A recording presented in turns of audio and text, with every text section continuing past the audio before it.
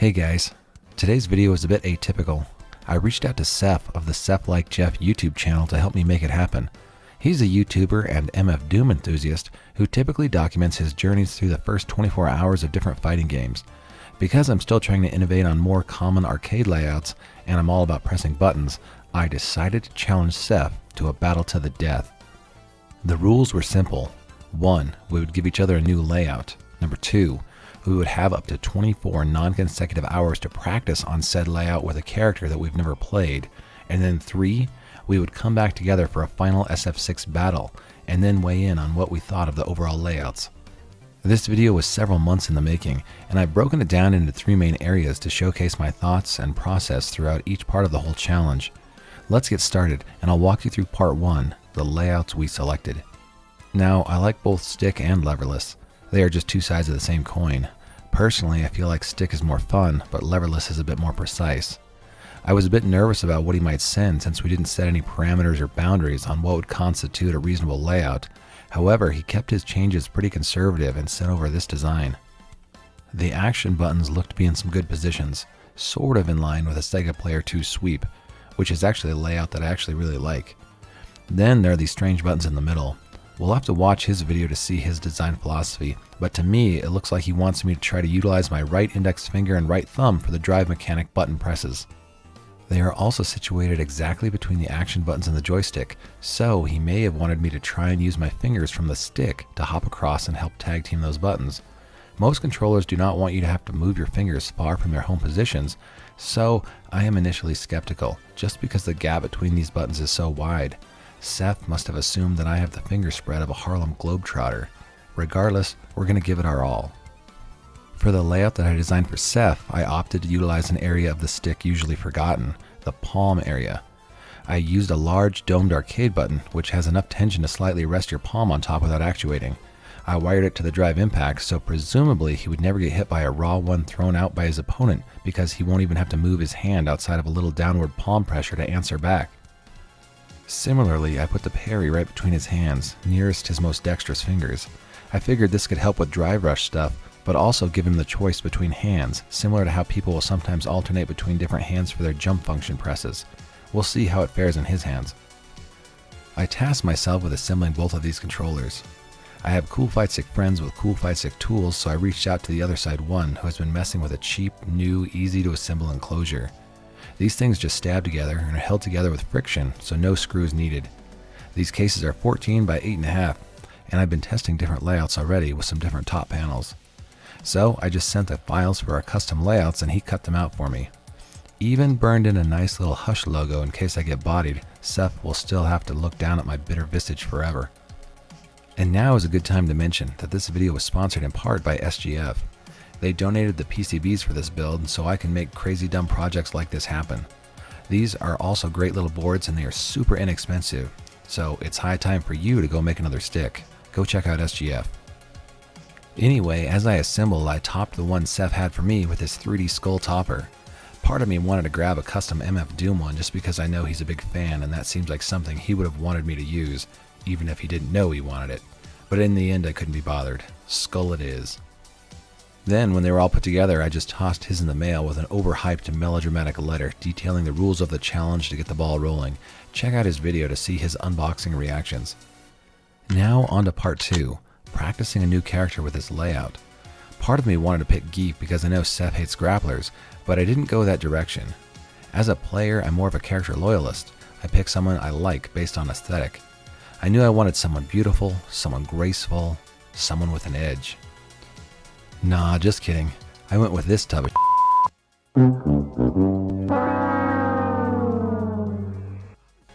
Honda is a character I've never really dug. You can play him like a wall, or you can play him like a nut. He's a walnut. It takes a special kind of person to play this archetype, and win or lose, no one feels good after the set. He'll be perfect. Anyway, I committed to a lengthy playtime with this character, so let's start our timer. He doesn't have a fireball, but that's not something I typically have to have in a character. Charge characters are fine, though they probably play better with all button devices. One of the reasons for this pick is to put Seff to the test with that parry placement to see how many random headbutt shenanigans he can stop with his controller's perfect parry placement. I'm not a player who's going to be winning EVO anytime soon, but I'll quickly go over the way I try to learn new characters. To start, head to training mode and look at the character through the dev's eyes. Determine how they encourage you to play the character by examining their options and their win conditions. Defensively, Honda can be played like a brick wall. One-button anti-airs and the constant down back for charge mean it can be hard to open him up. That means we can choose to play more patiently to frustrate opponents and encourage them to take more risks. Offensively, he can be played a bit crazier. We can attempt to skip neutral with headbutt and butt slam. With scaling on perfect parry punishes, it won't necessarily dissuade us from trying more of these as long as we have a decent grip of life. He also has a command grab, so we can condition opponents to block, and then grab them. And if they are holding too many of our attacks, we can try to burn through the opponent's gauge to put them in a weaker state and then really go to work. Now that we kind of have an idea what he's all about, I like to run through my normals. I get a feel for the buttons, both the ranges and the properties. Which buttons are special cancelable? I also need to look at his specials and how best to use the 3 stages of his supers. Can we combo into all of them? Do any ones have a weird utility? Check the ranges and plus properties. Standing medium punch looks like a good button to buffer hands behind. Standing heavy punch looks like a great anti-air and a combo starter to punish big whiff moves. Then he's got a command normal heavy kick thing that hits low to encourage people to stay in one spot and not try to walk out of our pressure. I also do the trials to get a feel for the combo routes, not necessarily to learn practical combos. For a character, I learn typically 3 combo concepts that I can steer down different routes. We can add more to the toolbox as we delve deeper into a character, but I find just a few combos is a good place to start. Firstly, I want a combo from a light starter. That way we can guarantee ourselves at least some damage when the opponent messes up. Worst case scenario, we can at least get a small punish with a tiny combo. Then I need some consistent combo I can cash out on jump-ins. Just some normal B&B fare. Looks like he can go different routes if he has a charge stored for headbutt ender, but hands can work in a pinch too. And then finally I need a beefier punish combo that I can use on those whiffed flash kicks or DPs. Combos like this are really good to dissuade people from just throwing out their invincible wake-ups all the time. Okay, now we practice those things in the lab until I can hit them consistently 10 times on each side and voila. Next, I take a run through CPUs of increasing difficulties and then move on to human friends. However, as I use the controller, I noticed an issue. It's not really the fault of the Seff layout, but the size of this overall device. The whole thing needs to be wider. That's because where my left hand sits with the joystick, especially when I'm blocking or charging to the bottom left, the edge of my hand slips off the controller and onto the edge. This on and off motion was simply annoying to start, but the meat of my hand rolling up and down this quickly became uncomfortable. After more than a couple hours of playtime during a session, the discomfort graduated to pain. I could redo the whole enclosure. Something like an 18-inch case would work to keep my hand situated on the joystick area, or maybe even pre-gaming with Tylenol to keep butt slams going may have worked, but I of course elected for the dumber choice. I chose to forfeit time. I would only play for less than 20 minutes at a time so that my hand wouldn't get sore. In a death battle, death challenge to the death, I don't have to tell you, dear viewer, that this is not ideal. With 24 hours on the clock, I stopped mine with just 6 hours 38 minutes of Honda playtime on this Seff controller layout, leaving 17 hours 22 minutes unspent. We'll see how well that works out for me. It's a bold strategy, Cotton. Let's see if it pays off for him. On to part 3, the death battle and the debrief.